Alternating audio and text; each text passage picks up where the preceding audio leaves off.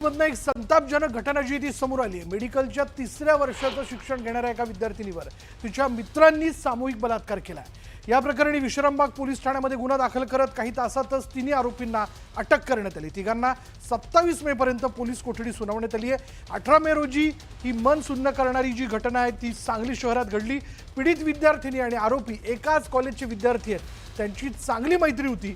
घटनेच्या रात्री पीडित विद्यार्थिनी या तिघांसोबत चित्रपट पाहण्यासाठी जाणार होती, पण चित्रपटाला जाण्याच्या ऐवजी आरोपींनी तिच्या कोल्ड्रिंकमध्ये गुंगीचं औषध मिसळलं आणि त्यानंतर आरोपी तिला आपल्या फ्लॅटवर घेऊन गेले। तिथे बेशुद्ध अवस्थेत या तिन्ही नराधमांनी तिच्यावर सामूहिक बलात्कार केला। काही वेळानं पीडित विद्यार्थिनी शुद्धीत आल्यानंतर तिने आरोपींना जाब विचारला, तेव्हा त्यांनी तिला जीवे मारण्याची धमकी दिली। पीडित विद्यार्थिनी आपल्या रूमवर परतल्यानंतर आपल्या आईवडिलांना याबाबत तिने सांगितलं आणि त्यानंतर पीडितेच्या पालकांनी तात्काळ सांगलीच्या विश्रामबाग पोलीस स्टेशनमध्ये गुन्हा दाखल केला। गुन्हा दाखल होताच आरोपी विनय पाटील, सर्वज्ञ गायकवाड, तन्मय पेडणेकरला अटक करण्यात आली आहे। या घटनेनंतर पीडित तरुणी मानसिक धक्क्यात आहे आणि आपल्याच मित्रांनी केलेल्या या भयंकर प्रकारावर तिला अजूनही विश्वास बसत नाहीये। या घटनेमुळे कॉलेज तरुणींच्या सुरक्षेचा प्रश्न ऐरणीवर आला।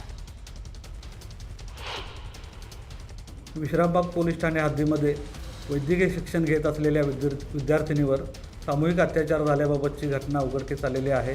सदरबाबत विश्रामबाग पोलीस ठाण्यामध्ये गुन्हा नोंद करण्यात आलेला असून त्यामध्ये 3 आरोपी असल्याचे नमूद आहे। त्या अनुषंगाने तात्काळ त्या 3 आरोपींना अटक करण्यात आलेली आहे। अटक केल्यानंतर सदर आरोपींपैकी 2 आरोपी हे तिचे वर्गमित्र असल्याचे निष्पन्न झालेले आहे। सदर आरोपींना माननीय न्यायालयासमोर हजर केले असता माननीय न्यायालयाने 6 दिवस पोलीस कोठडी रिमांड मंजूर केलेला आहे। सदर गुन्ह्याचा तपास आम्ही स्वतः करीत असून सदर गुन्ह्याचा तपास शीघ्र गतीने करून माननीय न्यायालयात दोषारोपपत्र लवकरात लवकर सादर करीत आहोत।